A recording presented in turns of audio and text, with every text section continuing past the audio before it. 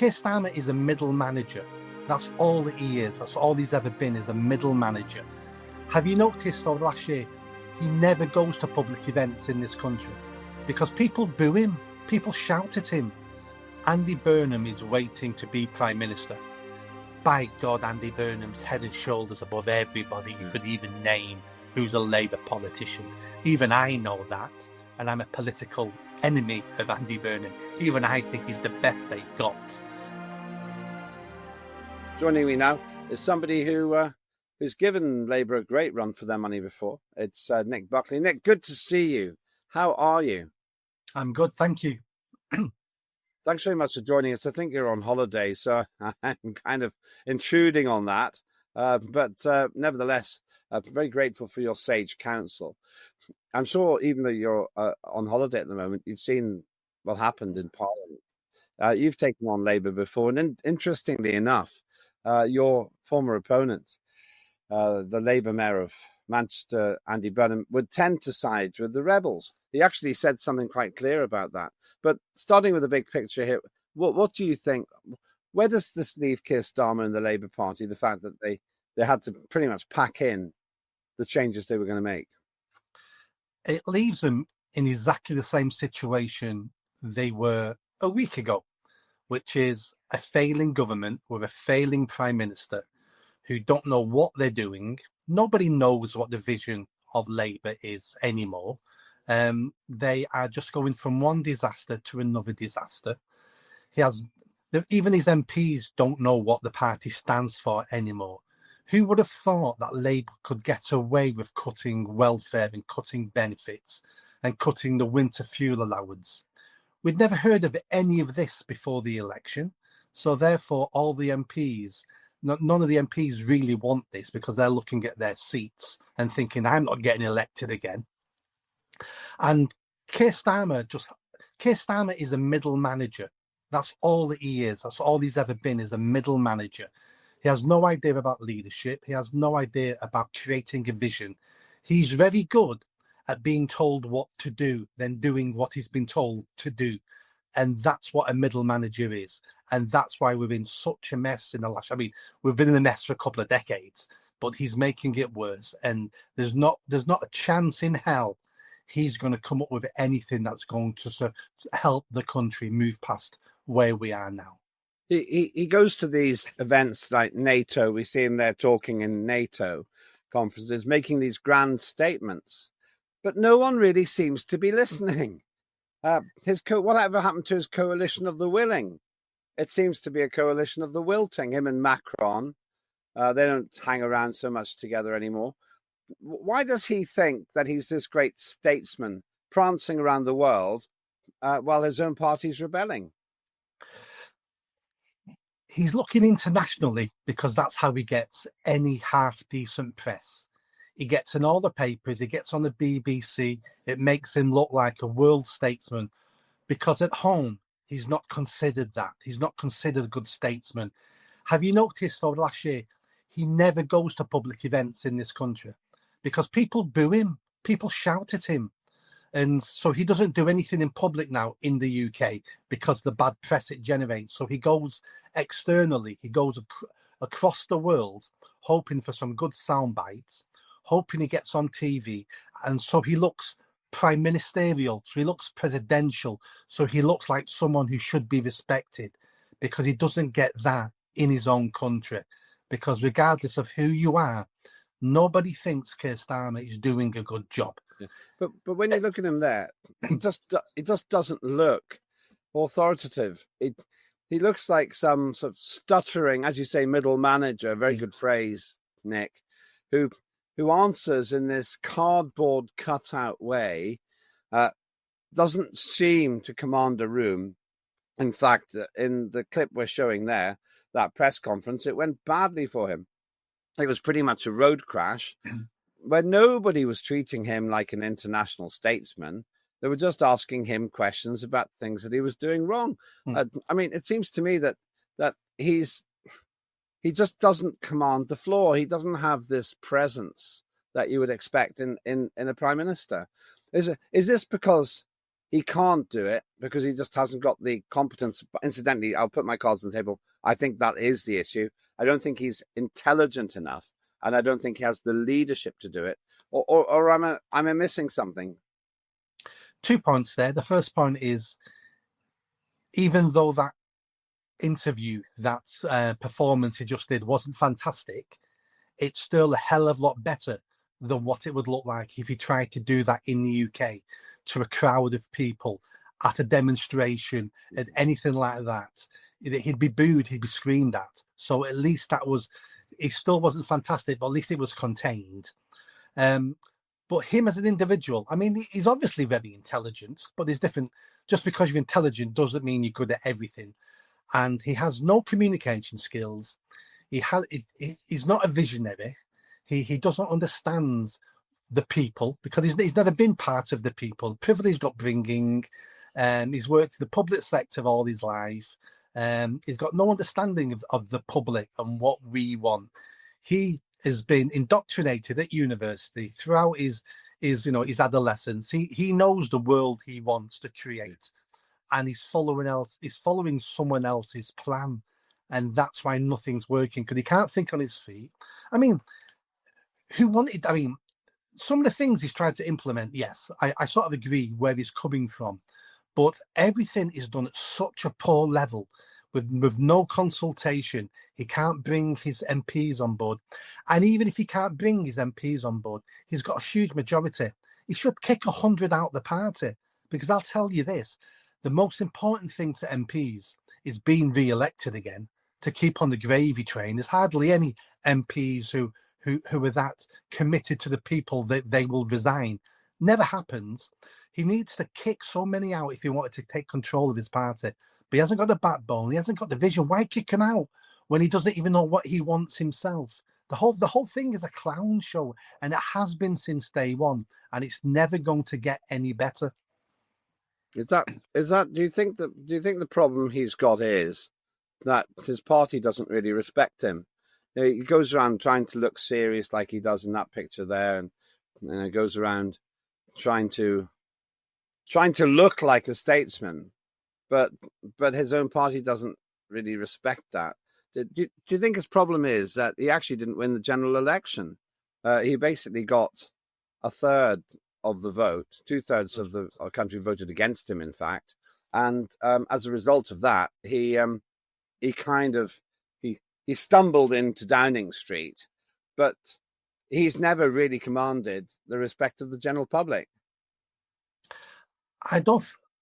That's part of it, but I think the big issue is he never had a plan.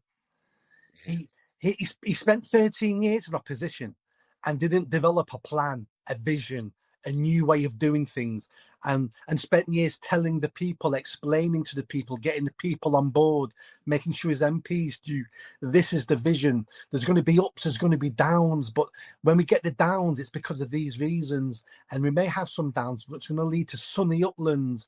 And he never sold anybody a vision at all. So he came into power, and everyone believed he was going to do what they wanted him to do, because that's how he thought he got into power, by never telling anybody what they were going to do and always nodding along. So everybody thought he was going to do what they wanted him to do, and that was never going to be the case. He spent 13 years, and Labour spent 13 years just planning to get into power, but that's where the planning stopped, and it's been a crap show since day one. And now, I mean, you're right when you said the hardest thing for an MP to do is rebel for the first time, because they're scared of being kicked out of the party.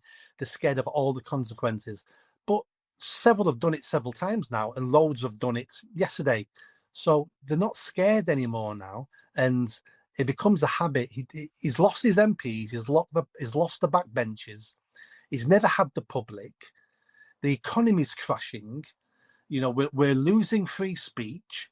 It would take, to save this country now, it would take a modern version of a Margaret Thatcher. So not her policies, I'm talking about, but someone with that backbone, someone with that determination, that grit, someone who says to the people, this is what I'm doing over the long term. And if you don't like it, don't vote for me next time. But all we've got now is the same old, same old. We've got a poor version of Boris Johnson. He'll tell you whatever you want to hear, but he's got no intentions of doing any of the hard work. He's got no intentions of improving the country. He'll just do what he's told to do, but he'll do it with a smile and a giggle and make you feel better while he's killing the country. Starmer's doing exactly the same, except there's no smile and there's no giggle. Your former competitor, Andy Burnham, the mayor of Manchester, he's actually been quite acerbic about Keir Starmer's position. He said something like, "Well, here we are. In fact, let me just show you if I can." He said basically keep the rebellion going. That's what he was saying, and he was encouraging people to rebel against Keir Starmer. Now, I'm really surprised by that, because I wouldn't have expected a Labour mayor to be so willing to actually criticise the actual sitting Prime Minister. I wonder why is that? Why is someone like Andy Burnham willing to speak out? I've been saying for several years now, Andy Burnham is waiting to be Prime Minister.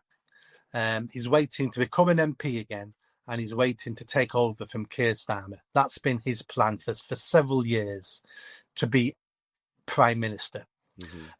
He's clever enough to know not to have his fingerprints on the dagger that finally terminate Keir Starmer, because as we know, if we ever study politics, the person who gets rid of the Prime Minister never becomes the next Prime Minister.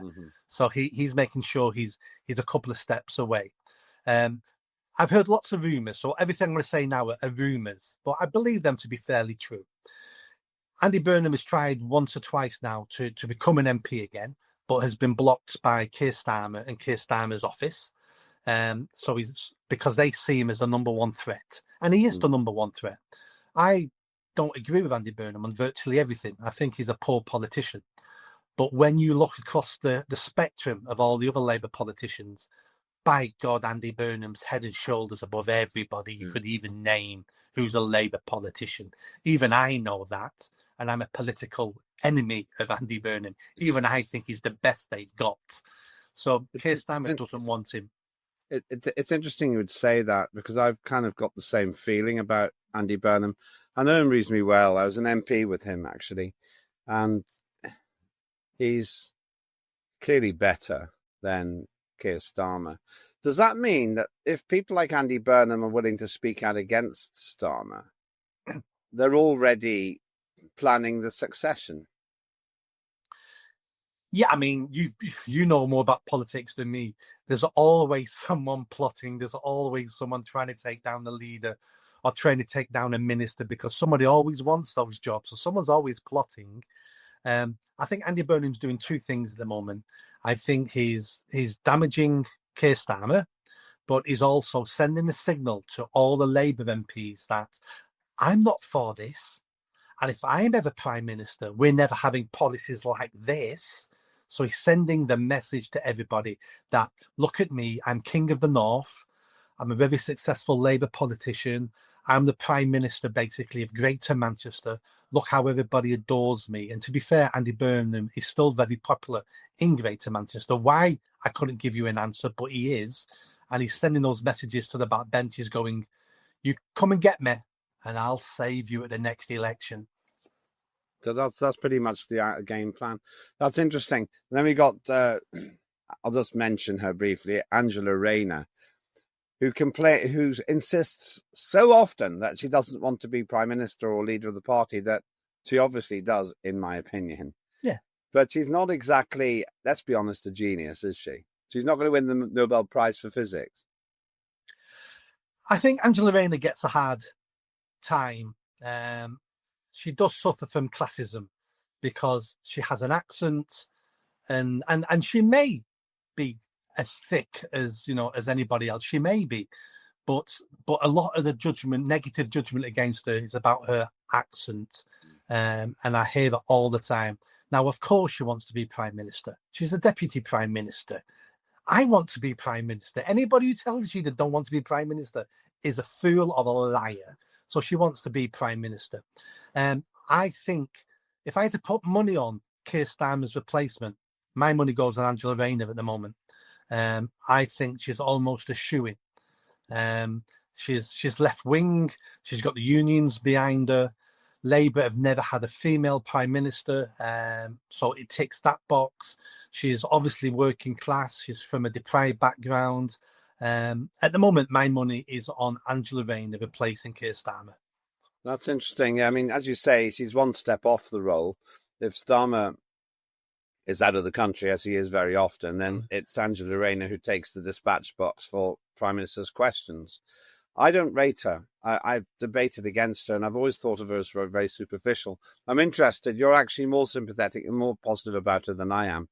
My issue with her is hypocrisy. I won't go into it now because we're not really here to talk mainly about Angela Rayner, but I do recognise the point you're saying. There's a certain amount of class snobbery in it as well. Returning to Keir Starmer is an interesting statistic. These are his voting figures. Votes in the first year, 7. Maybe it's gone up by 1 now, I think. Rishi Sunak, 22. Boris Johnson, 57. Theresa May, 53. David Cameron, 37. Gordon Brown, 41. Tony Blair, 13. So Keir Starmer has voted less often in the first year of his prime ministership than any of his recent predecessors, any of them. And I wonder if this has anything to do with the fact, Nick, that he said that he'd rather be in Davos than Westminster. He prefers the unelected, elitist, money-grabbing World Economic Forum to Parliament, which he's meant to serve. I think you're spot on. Keir Starmer is not a Democrat. Most of the Labour MPs are not Democrats. A big chunk of Tory MPs are not Democrats. We don't have democracy anymore in the UK. What we have now is an elite group who think they are our overlords and masters, and they don't think they're our servants anymore now. So they tell us what to do. They tell us what they're going to do. They tell us to be quiet. So therefore, he doesn't see the importance of Parliament. He doesn't even think Parliament, like you said, he doesn't think Parliament is the supreme governing body of this land. He thinks it's the UN. He thinks it's the EU. He thinks it's Davos. He thinks it's all these international treaties we've signed up to. I'm the complete opposite. Power of this country should and should always remain in our Parliament, because our Parliament is supposed to be a representative democracy where we send our people to represent us. Once they get there, they stop representing us. They start representing the party. They start representing themselves. They start representing Palestine or Israel or the Ukraine. And we need a whole new set of politicians with a whole different outlook on life. His position on Ukraine is an interesting one. He seems to be obsessed with the idea of helping Volodymyr Zelensky, but Zelensky's not exactly a great catch, is he? He's a losing and, in my view, tremendously inexperienced politician who can't run a war. Why does he hang around with Zelensky all the time? Because he needs an enemy. Because every failing country, every dictatorship needs an external enemy. Because you need someone to blame when things go wrong. You need someone that the general public can concentrate their hatred on. Because if they don't have an external enemy to be fearful of and hate, then they start looking internally, and we end up looking at our leaders.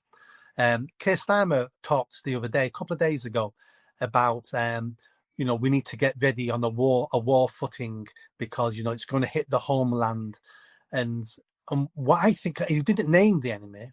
What I think he meant by that was he knows there's going to be civil disturbances in the UK over the next few years. We've had enough. There's going to be more Ballymeenas. There's going to be more Southport riots. And he's going to twist that narrative that these are funded and started by foreign enemies and foreign groups. And that's why I'm clamping down hard on them, because people are being manipulated by Russia and Iran and Korea. And he's already setting the stage now for more authoritarian laws and a more authoritarian approach to the general public. But to get away with it, he needs an enemy. And what better enemy than those big evil Russians? Yeah, but we haven't got a chance against Russia. We've got 29 tanks that work. Russia's got thousands. Does he think anyone is taking him seriously on these things anymore? He doesn't care. As long as he can scare the right amount of the public, then he can carry on doing what he's doing, because nobody wants the country to be invaded. Nobody wants Russia to bomb us. So as long as he can scare the public enough, he can get away with what he wants to get away with. You're right. Russia's no threat to Western Europe. Russia can't even beat Ukraine. They're not going to beat any of the Western countries, and they're definitely not a threat to the UK. But like I said, we need an enemy so we can control the people better. Yeah, but we're making Russia into that enemy, and in a ridiculous way.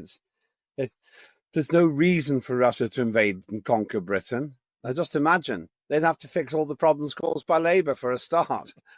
So I don't see Russia really fishing to control Britain.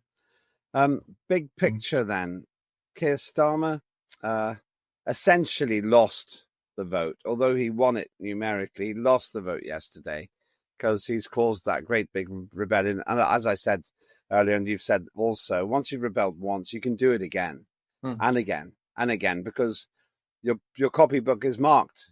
You're probably less likely to become a minister under the prime minister, and also you've got a motivation to get rid of the incumbent prime minister and get a new one who doesn't hate you or doesn't think of you as a rebel.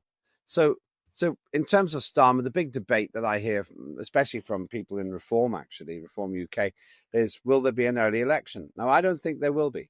I don't think that Keir Starmer has any motivation or any vested interest in going early. I think we're going to stagger on under Labour till 2029. But what's your opinion? I don't think Labour and Starmer will call an early election, but I think there will be an early election. We cannot go on like this for another 4 years. Something external will happen and will force us into an early election. So what possibly could be those things? It could be a series of terrorist attacks. It could be mass rioting. It could be the start of what I've been predicting, an urban civil war. It could be a new war in the Middle East. There's many. Well, a good one would be our economy crashing. We're almost there. So I can't see us plodding along for another 4 years. I think this government will fall. But you're right, it won't be, they won't call the election. It'll be external influences that force it to happen. Of course, Manchester missed out on the best mayor they could possibly have had, which of course is you. Thank you. It's a great picture, actually. You're much more photogenic than I am.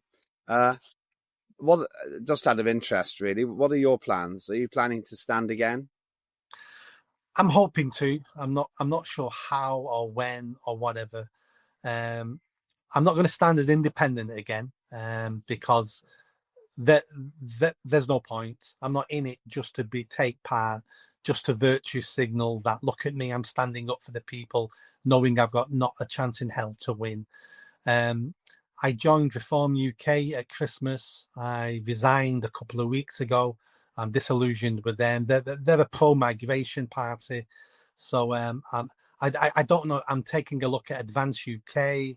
I'm looking at everything. All I'm going to be doing at the moment is trying to awaken more and more British people to the mess we're in and try to educate them about why we're in the mess we're in.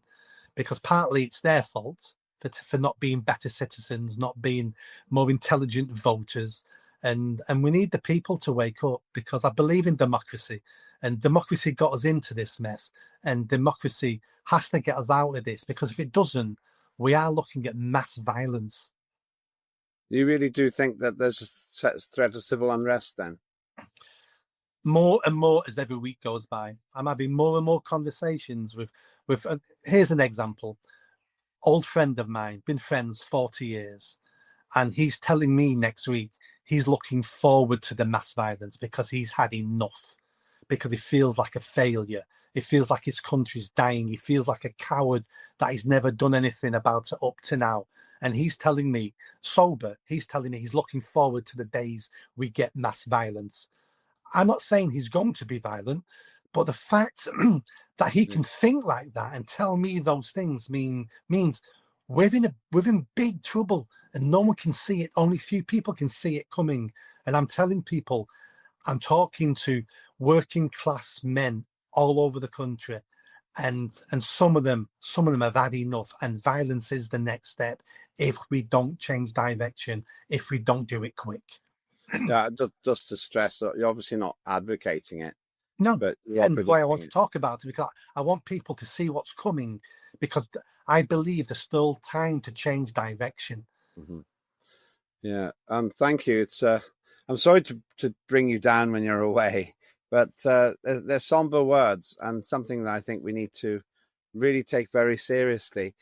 Nick, I'll let you get back to your holiday, hopefully to your breakfast. Thanks very much for being with us. It's always fascinating to talk with you because you've really got a perspective that needs to be heard.